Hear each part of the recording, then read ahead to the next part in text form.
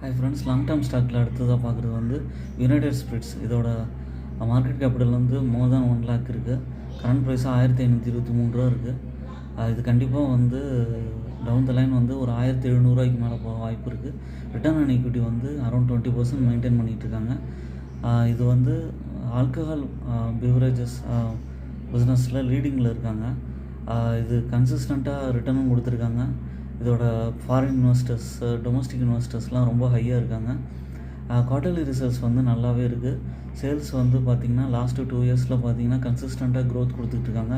Sales க்ரோத்தும் நல்லாவே இருக்குது. இது வந்து நெட் ப்ராஃபிட் ஆஃப்டர் டேக்ஸ் வந்து ரொம்ப நல்லாவே இருக்குது. அதனால் நம்பி வாங்க முடியும். ப்ரைஸை பற்றி யோசிக்காதீங்க. உங்களால் முடிஞ்ச குவான்டிட்டி வாங்கி அக்யூமுலேட் பண்ண முடியும்.